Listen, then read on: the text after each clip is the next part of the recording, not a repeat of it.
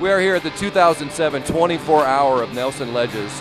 We have with us a man, Fred Kozlowski, who started this whole thing.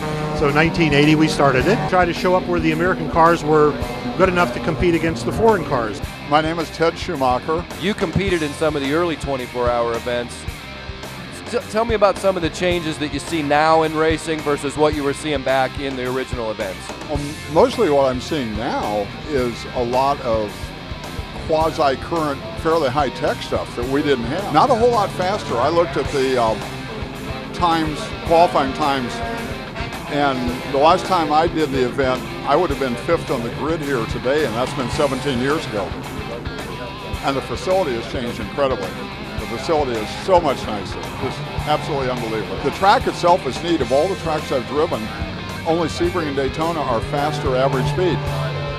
This is a very, very fast racetrack in terms of average speed. You don't go terribly fast in a straight line, but you go fast all the time. Neat facility, and now the grounds have caught up with it.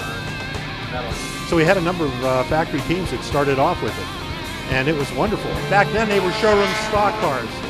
The only modifications they were allowed to have at that point were basically shocks. In the background you hear a lot of the exhaust noises. Back then all you heard was the tire spill.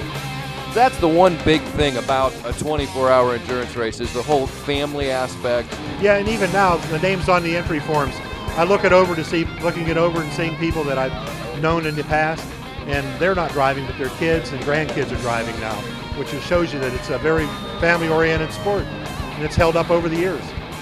There's going to be a lot of really whipped puppies on Tuesday. One thing I'd like to add is that it also opens up the opportunity for a lot of weekend racers to be able to compete in a real endurance race, a 24-hour race, that normally they wouldn't have that opportunity to do. Before 1980, were there any other types of events like this where an average guy, a grassroots racer, could enter a 24-hour event anywhere else in the country?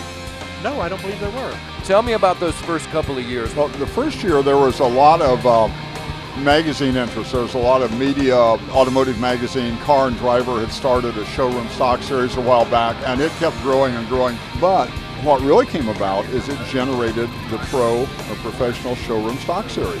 And a version of that is still going today. It's now the World Challenge. We raced against Boris Said. So hopefully one of the things we may see, maybe you can give me some speculation on this, the grassroots re-entry of this 24-hour might kind of recreate grassroots racing in America.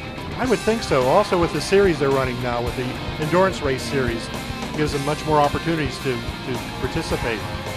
There may be some new windows for other people and say, well, gee, I want to do a corporate hospitality thing here. Let's bring our Mercedes club out, or let's bring our whatever club out. This is incredible. I'm absolutely thrilled.